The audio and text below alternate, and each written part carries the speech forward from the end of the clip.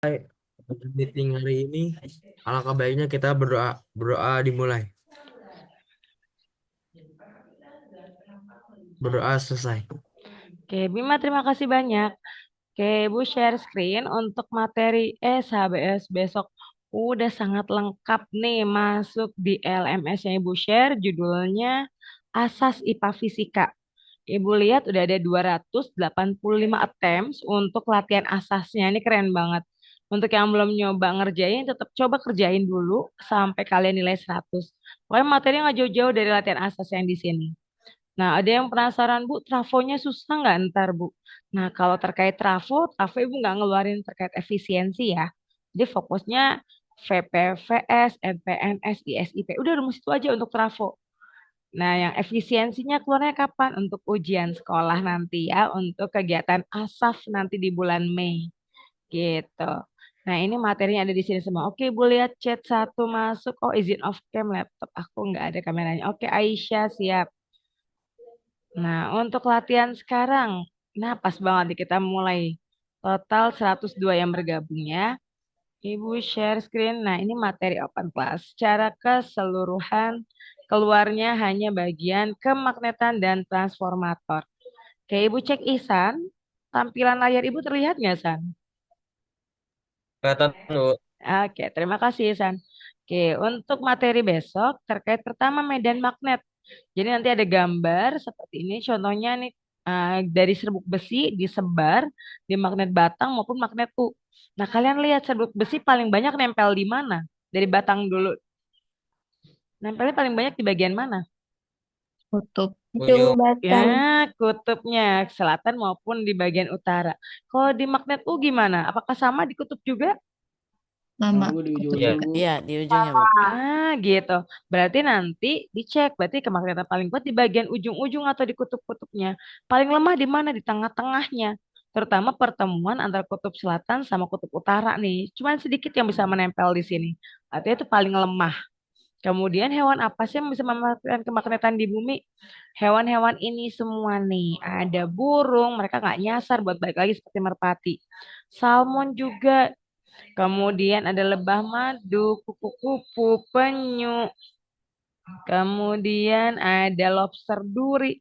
Nah, hewan-hewan inilah yang memanfaatkan sifat kemagnetan bumi. Nggak cuma untuk mencari makan, tapi juga untuk navigasi, teman-teman. Jadi kalau dia berangkat dari mana, dia bisa balik lagi ke tempat semula. Itu navigasi, berarti menentukan arah ya.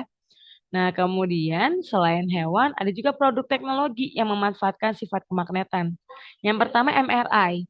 Ini magnetic resonance imaging itu menggunakan eh, gelombang radio. Jadi untuk mencari tahu organ-organ dalam yang bermasalah yang mana nih di-scan secara keseluruhan organ dalam tubuh.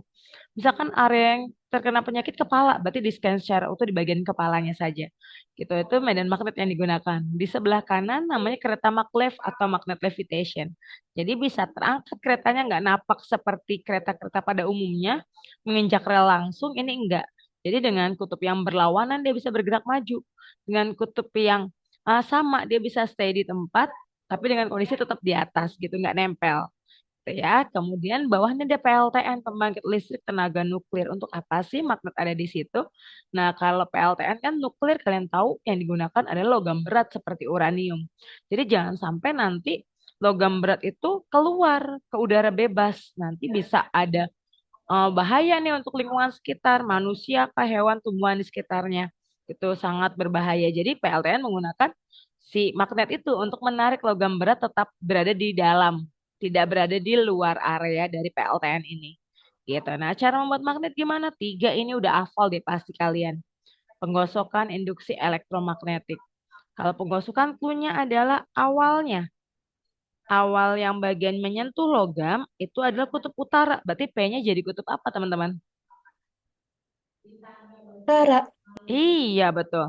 P-nya utara juga. Pokoknya sentuhan pertama kutubnya sama dengan magnetnya. Q-nya menjadi selatan. Nah, kalau induksi gimana? Induksi berarti ada jeda jarak seperti ini, teman-teman. Jadi ada magnet didekatkan ke logam. Ada jaraknya nih. Itu induksi. Nah, kalau induksi berarti selang-seling. P-nya jadi kutub apa, teman-teman? Selatan. Selatan. Iya, betul. Ini utara. Oke, pengosokan induksi sampai sini dulu. Ada yang mau ditanyakan? Ya, oke, aman. Bu, mau nanya, Ya, Bu. iya boleh silakan Rehana.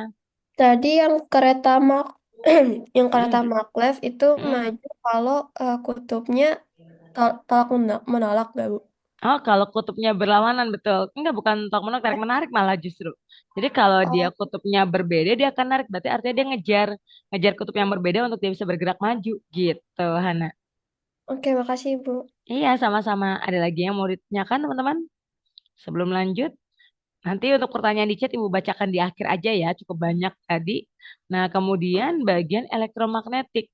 Elektromagnetik berarti melibatkan baterai.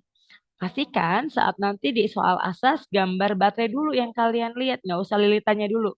Jadi tahap satu baterainya di sini kutub positif berarti yang menonjol. Positif berarti garis panjang, negatif garis pendek ini. Plus panjang, pendek, minus. Menonjol plus, yang nggak menonjol minus gitu ya. Jadi pastiin baterai dulu. Baterai sudah selesai, plusnya ada di kiri, telusurin. Arah ini ditelusuri, ternyata lewatnya depan atau belakang? Coba. Depan. Depan. Nah, gunakan kaidah tangan kanan. Lewat depan berarti tidak perlu dibalik ya telapak tangan kamu. Jadi langsung aja. Ibu Jani di sebelah mana? Silakan dicoba di rumah Sebelah masing-masing. kanan. Dari kaidah tangan kanan. Di ibu Iya. jari kalian. Di sebelah kiri, teman-teman. Di sebelah kiri. Kalau ibu kan pakai zoom nih, ngeliat ke kamu ngeliat ke gambarnya ibu. Berarti kan itu mirroring ya. Jadi, kamu coba sendiri dulu pakai tangan kamu. Nah, kalau lewat depan langsung, jangan dibalik tangannya ya. Lewat depan langsung, kayak kamu megang stang sepeda gitu. Langsung megangnya. Nah, utaranya di kiri. Berarti dilihat dari ibu jari. Ibu jari kamu nunjukin itu utara. Nah, berarti yang ada pakunya nempel ini kutubnya selatan. Gitu. Begitupun dengan yang bawah. Telusurin dulu dari plusnya di mana. Oh, plusnya yang menonjol ada di atas. Berarti telusurinya dari atas dulu. Lewat depan atau belakang? Belakang. Iya, Regan bener. Lewat belakang. Tadinya kalau lewat depan seperti ini. Lewat belakang berarti dibalik. Gitu. Jadi bagian bawahnya itu sebagai selatan. Ini sebagai utara.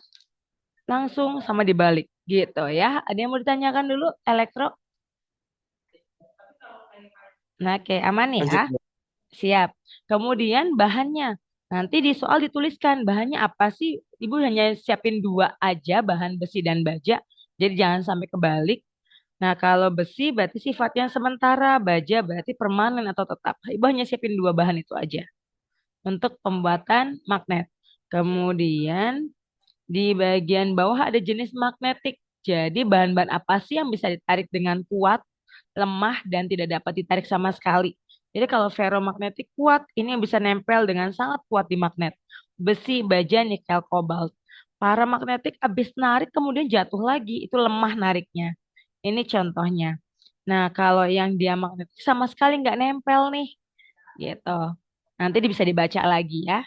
Kemudian di bagian bawah ada gaya Lorentz. Nah, kaidah tangan kanan lagi-lagi nih main. Tapi sebelum ke kaidah tangan kanan, Ibu fokus rumusnya dulu ya. Jadi rumusnya FBIL. Oh, aku mau bikin segitiga aja deh Bu, biar nanti nggak usah pakai aljabar. Bisa, F-nya taruh di atas. BIL berarti kali semua posisinya di bawah. Gitu. Jadi kalau ditanya berapa sih panjang kawat, L-nya tutup. Berarti L sama dengan F dibagi B kali I. Jadi kamu nggak perlu gunain aljabar. Langsung aja tutup-tutup mana yang ditanyakan. Gitu. Kalau posisinya F berarti udah kaliin semua. Tapi pastikan satuannya udah sesuai. Tesla, Newton, Ampere, meter. Ini sama semua. Udah sesuai dengan yang dituliskan di rumus. Kalau belum sesuai, masih senti, ubah ke meter. Nah, nanti Ibu akan keluarin untuk satuan arus itu miliampere, teman-teman. 1 miliampere itu nilainya berapa ampere?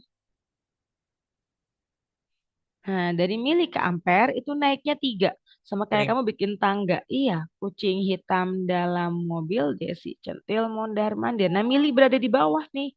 Milimeter ganti miliampere. Meter ganti jadi ampere. Jadi untuk mencapai ke ampere dia naik 3. Berarti artinya kalau angka di depannya 1 berarti 1 kali 10⁻³ Dibuat seperti ini supaya nanti memudahkan kamu ngitung nggak kelebihan 0 ataupun kekurangan 0. Jelas teman-teman? Nah, Alhamdulillah. saya ingin bertanya, Bu. Iya, silakan Wira. Apa? Nano sama mikro keluar nggak, Bu? Oh Kalau enggak, ini. ibu hanya milihnya aja. Itu Oke. nano mikro nggak keluar. Oke, Ya, Bu. kemudian bagian latihan soalnya. Ibu. Nah, yuk. Nah, di latihan soal gaya Lorentz ini kaliin semua berarti karena diminta F-nya. B-nya sudah Tesla, ubah jadi 25 kali 10 pangkat berapa, teman-teman? Min 2. Pinter. Jadi cara menentukan pangkatnya berapa, lihat aja kalau dia koma-koma berarti pangkatnya minus. Kalau belakang komanya 2 angka berarti minus 2. Coba kalau 0,007 berarti 7 kali 10 pangkat berapa, teman-teman? Min 4. Min 4, cerdas. Ben- Iya, minus dapat dari koma, 4 angka di belakang koma, jadi minus 4 gitu ya. Jadi disesuaikan, kemudian di bagian bawah, lanjut ke soal BIL, B-nya udah ada, I arus. Nah, ini yang Ibu bilang tadi masih mili, berarti 4 kali 10 pangkat minus 3. Meter udah sesuai, langsung aja kali 5. Jadi tuntasin angkanya dulu. Angkanya di sini ada 25 dikali 4 berapa? 100. 100 kali 5, 500. ya dikali 10 pangkat. Kalau dikali pangkatnya dijumlahkan. Min 2 tambah min 3 minus 5. Nah, caranya gimana kok dimintanya desimal, Bu? Oke, berarti angka yang udah dapat ini nih, tulis dulu. Pangkatnya minus, berarti majuin komanya 5 kali. Karena di sini yang diminta minus 5. Ngitungnya dari belakang. 1, 2, 3, 4, 5. Nah, ujung kasih koma. 0, tengah-tengahnya 0. Gitu. Jadi 0 paling belakang nggak kepake. Artinya jawabannya 0,005. Satuannya Newton. Ada pertanyaan?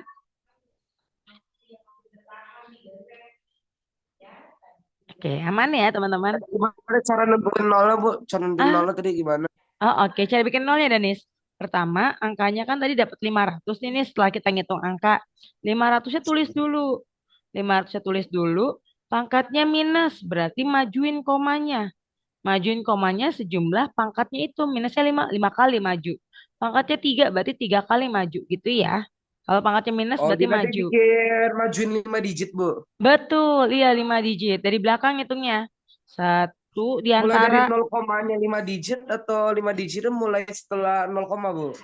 Oke, 5 digitnya dimulai dari angka terakhir yang udah kamu hitung kali-kalian tadi, Nis. Tadi kan 25 kali Oh, 4 kali 5, 500 tuh. Hitungnya dari belakang. Gitu. Dari belakang jadi ke 5 depan, digitnya udah di 5 di.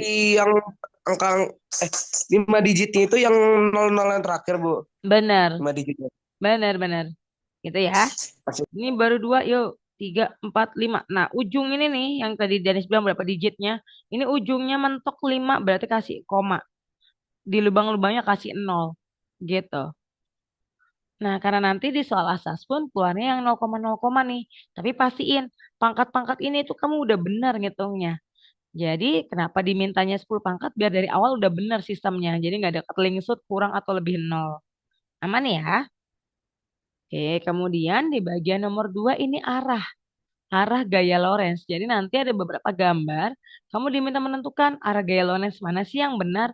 Nah, kalau tadi kita pakai kaidah tangan kanan buat menentukan utara dan selatan. Jadi ini untuk menentukan apa? Jadi ibu jari itu arah arus. Ini ibu jari. Jadi ibu jari lihat sebagai I-nya arahnya ke atas. Berarti ibu jarinya ke atas. Nah, tanda silang. Silang itu artinya masuk ke bidang. Masuk ke bidang. Masuk ke bidang-bidangnya apa? Bidangnya laptop. Laptop ini sebagai bidang kamu. Nah, kalau tandanya titik gimana? Kalau titik artinya keluar dari bidang. Ini keluar bidang. Artinya kalau keluar bidang, jauhin laptop kamu atau arahnya deketin ke wajah kamu. Gitu. Kita coba satu-satu dulu ya. Ibu jari pakai arahnya ke atas seperti gambar ini. Berarti arahnya ke atas. Kemudian 4 jari lain. Yang masuk ke bidang adalah 4 jari lain. Nah, ini 4 jari. Begitupun yang keluar. Keluar dari bidang itu 4 jari yang dilihat. Nah, nanti tahu dari mana gaya Bu, Lorentz? Lihat lapak ya. Bu, Kenapa? pakai tangan kanan kan? Iya dong. Kaidah tangan Oke. kanan semua ya. Yuk. Nah, kita mulai dari gambar pertama, teman-teman. Coba di rumah masing-masing juga ya. Jadi ibu jari arahnya ke atas, 4 jari lain masuk ke bidang. Berarti telapak tangan mengarah kemana? Kiri atau kanan? Kiri. Cerdas. Iya, arahnya ke kiri. Berarti dapat nih F-nya ke arah kiri. F itu artinya gaya Lorentz. Dilihat dari telapak tangan. Itu ya. Kita coba yang bagian B. Masih silang-silang dulu nih, lancarin dulu. Yang B arah titik arah I-nya. I-nya itu ke bawah, berarti ibu jarinya ke bawah. Ibu jarinya ke bawah, 4 jari lain silang, berarti masuk ke bidang. Telapak tangan kamu ngarah kemana? Kanan. Kanan, benar. Berarti di sebelah kanan sini nih. Nah, ini F-nya. Ibu. Yuk. Jadi telapak menghadap panah birunya, jempolnya itu menghadap ke yang hijaunya. Oh, kebalik nih. Panah itu arus. Arus itu berarti ibu jari nih. Yang tadi ibu tulis tuh. Ini kan ada Oh, panah nih. Panah berarti ibu jari yang dilihat. Ibu jari dulu oh, tentuin ke atas. Kemudian 4 jari lain tandanya silang. Berarti masuk. Habis itu telapak tangan tinggal lihat arahnya kemana. Kiri atau kanan. Gitu nih. Jangan ketuker ya. oh, jadi yang panah itu jempol, kalau Mm-mm. telapak itu yang silang tadi. Oh, telapak itu F. Lorentz-nya. Silang itu 4 jari lain nih. Jari masuk, Enggak, Bu. jari keluar. Yang itu silang X yang di ABCD, Bu. Iya, yang di X itu, ini nih, ibu ulang ya. X itu yang masuk ke bidang, itu 4 jari lain nih. Sudah ibu tulis di situ juga. 4 jari lain. Ibu jari tadi arus, 4 jari lain itu yang masuk ke bidang, yang silang-silang tadi. Hmm, Itu coba Danis, yang bagian I, nih, yang bagian C coba. Danis saya nentuin cek arahnya ke atas atau ke bawah. ke atas. Ke atas, kita coba cek bareng-bareng teman-teman. Ibu jari arahnya ke kanan, set, arahin kanan. 4 jari lain masuk ke bidang. Berarti telapaknya ke bagian atas. Danis jawabannya benar. Gitu. Ke atas bagiannya. Kalau yang bagian D, coba ibu jari arahin ke bawah. 4 jari lain masuk. Berarti bagian sebelah mana? F-nya. Bawah. Iya. Kanan, kanan, Iya, kanan. bawah atau sebelah kanan. Nah, ini nih. Ada pertanyaan untuk yang silang-silang, teman-teman? Oke, silang aman ya. Kita menuju yang titik-titik nih. Yang bagian titik tadi arus berarti ibu jari. Arusnya ke atas. Kemudian 4 jari lain arahinya ke kamu. Kalau tadi masuk bidang, ini arahinya ke arah badan kamu atau ke arah wajah. Nah, arahnya berbalik ke arah kamu. Berarti telapak tangannya ke kiri atau kanan? Ayo, silakan. Berubah jadi ke kanan, Bu. Iya, benar. Ini ke kanan, berarti gayanya ke sebelah kanan. Gitu. Lagi, yang bagian B. Ibu jarinya serong ke sebelah kiri. Terus tandanya titik. Berarti 4 jari lain arahin ke kamu. Set. Nah, berarti ke kiri atau kanan? Kanan. Nah, lancar. Gitu. Yang bagian ini. Tandanya titik. Berarti arahnya sama kayak tadi. Ibu jari dulu. Ibu jarinya kanan. Arahin ke kamu. Nah, ke bagian atas atau bawah? Bawah. Iya. Wah, lancar nih ke bawah. Yang satu lagi terakhir. Ke bawah, ibu jarinya kemudian keluar. Berarti ke sebelah kiri atau kanan? Kiri. Iya, lancar. Nah, kalau kita bisa simpulin nih teman-teman. Ini kan ibu sengaja bikin arah panah yang sama nih. Yang bagian A, B, C, D sama bawahnya E, F, G, H. Ini arah panahnya ibu bikin ada yang sama untuk bagian A, untuk bawahnya sama arahnya. Terus untuk yang C sama bawahnya sama, D sama bawahnya sama. Nah, ini artinya kamu bisa pakai mirroring, teman-teman, pakai pencerminan. Jadi kalau tandanya silang seperti bagian A nih, tandanya silang. Ibu jari ke atas, terus silang berarti masuk ke bidang. Harusnya arahnya ke kiri kan? Tapi karena tandanya titik, arahnya ke kanan gitu. Jadi sebaliknya, teman-teman. gitu. Jadi kalau oh aku lupa nih gimana sih kalau titik, ya udah berarti berlawanan dengan arah silang gitu. Bisa? Bingung nanya teman-teman. Masih aman atau belum? Oke, masih aman nih ya. Ibu hapus. Kita masuk ke bagian terakhir, itu trafo. Jadi transformator rumus ini aja yang dikeluarkan. Nah, sama jenisnya. Trafo step up sama step down. Nah, kita mulai dari jenis trafo dulu. Dari gambar terlihat nih lilitannya banyakan primer dibandingin sekunder. Berarti jenisnya apa teman-teman? Step apa nih trafonya? Step down. Iya, step down, Regan benar. Pokoknya jumlahnya berkurang. Kalau dia step down, bagian lilitan simbolnya N, itu jumlah lilitan. Tertulis di sini ya. Lilitan simbolnya N. Kalau lilitan primernya itu lebih banyak dari sekunder, dia down. Tegangan primer juga lebih besar dari sekunder, itu down. Tapi beda dengan arus. Arus primernya lebih kecil daripada arus sekunder. Kenapa arus beda? Karena kalau lilitannya banyak, lilitan itu dibikin panjang nih, dipanjangin, pasti kan akan sangat besar atau sangat jauh jaraknya. Jadi kalau dia semakin panjang atau semakin jauh jaraknya si kawat tersebut, berarti kan hambatannya besar. Karena hambatannya besar, arusnya menjadi kecil. Maka dia berkebalikan di arus, teman-teman. Oke, hanya rumus ini yang dikeluarin nih sama konsep step up dan down. Sekali lagi, kalau ada gambar, fokus kamu primer dulu gitu. Kalau ada tabel, fokus kamu primer dulu gitu. Sekarang semuanya tentang primer. Simbolnya apa sih kalau primer? Simbolnya itu ada tahingga atau infinite. Kalau ada lambang ini berarti tegangan primer. Nggak ada lambang itu, adanya lambangnya lampu. Kok nggak ada lampu? Adanya tanda resistor. Kok nggak ada resistor? Adanya tanda silang. Nah, ini semua simbol artinya penggunaan. Kalau penggunaan disebut sebagai sekunder. Ini sekunder. Simbolnya primer cuma hingga aja. Gitu, yang seperti ini. Ada yang mau ditanyakan?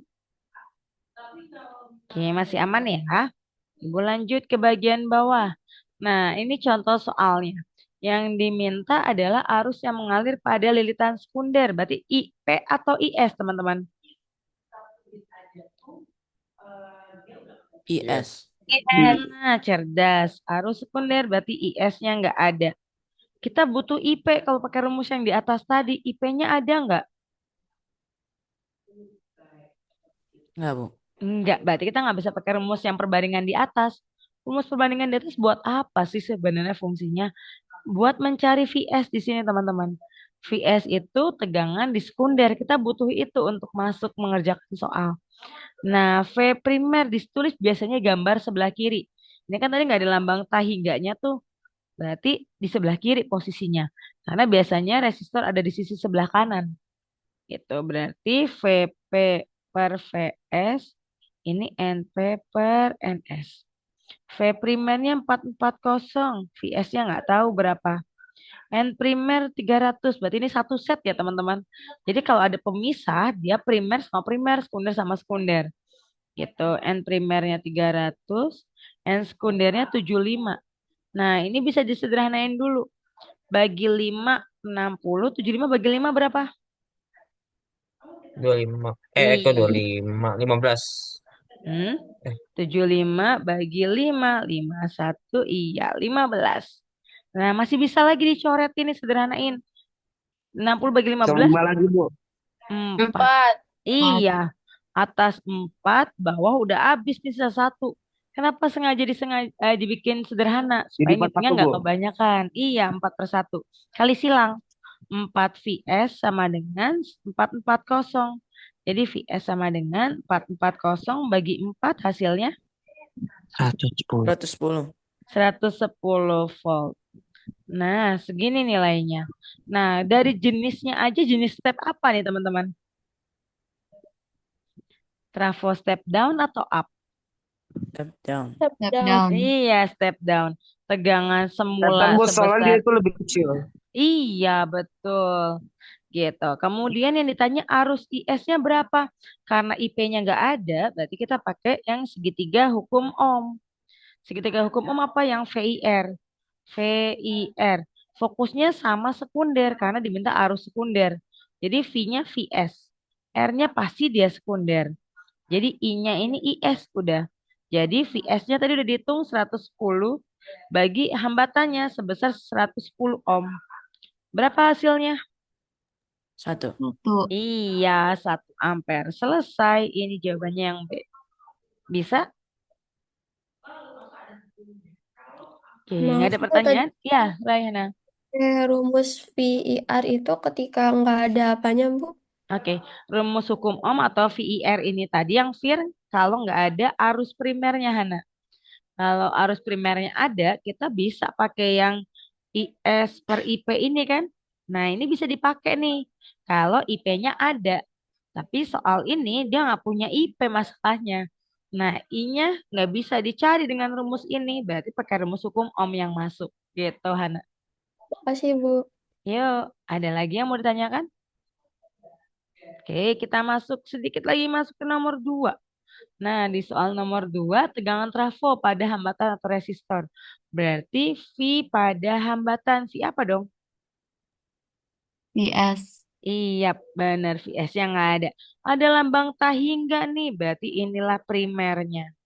Gitu, kalau ada lambang tahingga. Berarti VP-nya 220 per VS, nggak tahu. Terus sama NP per NS. N primer, kalau ini V primer di kanan, 800 sebagai N primer. Nah, sekundernya 800 per 8. 80. Benar, coretin. Berapa nar jadinya nar? Pecahnya nar? 1/10. Maksudnya 1 sama 10. 10-nya di atas, satunya di bawah. Jangan ketuker ya. Iya, Bu. Heeh. Ibu, Hati-hati. ibu, Yuk. Apa? itu nentuin yang mana yang VP, yang mana yang VS itu bisa pilih mana aja atau ada indikasinya Bu yang mana yang VP Oke. VS-nya? Seperti yang Ibu sampaikan tadi nih, indikasi pertama adalah dari lambang infinite ini nih, hingga. Oh yang Ada lambang lambang itu. ini. Oh iya. Iya, betul. Kalau ada lambang ini pasti dia primer. Yang nggak ada berarti kebalikannya sekunder gitu ya. Nah, Oke, kasih Bu. tinggal yuk kali silang seperti tadi lagi 10 kali VS, 10 VS. 220 kali 1, 220. Berarti VS sama dengan 220 bagi 10. Hasilnya 22 volt. Oke, selesai. Ini aja yang nanti keluar untuk asas besok, teman-teman. Gimana? Ada pertanyaan? Oke, Ibu cek di sini di chat pertanyaannya. Bu, untuk menyimpulkan kekuatan magnet batang pada magnet batang untuk cobaan sederhana serbuk besi yang disebar di sekitar magnet. Oh, kayak tadi yang Ibu contohin di awal ya, terkait serbuk besi, berarti lihat yang paling banyak serbuk besinya nempel. Kalau paling banyak serbuk besinya nempel, menunjukkan bahwa dia kemagnetnya paling kuat di bagian tersebut, gitu. Nah, nempelnya banyak di ujung, berarti bagian ujung atau kutub lah yang paling kuat. Itu maksudnya. Terus kalau ini Ibu boleh jelasin nggak tentang prinsip magnet? Magnet itu prinsipnya saling tarik menarik atau tolak menolak. Kalau tarik itu sejenis atau berlainan jenis, teman-teman? Beda jenis. Iya, beda jenis. Beda jenis seperti tadi di maglev dipakai untuk kereta bisa bergerak maju. Kalau dia satu jenis, sama nih berarti tolak menolak dia tetap stay di situ. Gitu. Untuk berikutnya, Nar, Bu, soalnya yang sulit atau susah gimana Ibu? Jangan susah dong. Oh, udah request ya. Enggak susah, Nar. Pokoknya semua yang udah di review sekarang udah nggak susah ya buat kalian ya. Udah aman mudah-mudahan ya. Terus, Bu, cara tahu yang ditanya gimana yang trafo. Nah, dicek di situ kalau ditanya bisa tegangan pada lampu berarti VS. Berapa arus pada lampu berarti IS. Udah gitu aja. Jadi ibu cuma nanya tentang sekunder-sekunder aja deh. Primer-primer nggak nanyain ke kalian. Ibu butuh sekundernya aja. Gitu. Nah, terus Devina, Bu, PPT Open Class udah diupload di LMS kan? Nah, PPT yang ini nih yang Ibu share sekarang, itu Ibu nggak bentuk PPT, jadi bentuknya langsung video ya. Jadi langsung kalian bisa simak lagi, bisa putar lagi videonya. Aman, teman-teman? Oke, Ibu doakan semoga 94 yang masih bertahan hingga saat ini nilainya 100 semua. Amin. Ya Amin. Rabbal Amin. Nah, ini udah sesi terakhir nih, biar berkah lancar nilainya 100. Regan pimpin doa, boleh silakan Regan, doa setelah belajar. Eh, sebelum melakukan ujian besok dan supaya ilmu yang kami pelajari pada hari ini dapat berhinggap di otak, mari kita berdoa sebelum menyelesaikan pelajaran. Berdoa dimulai.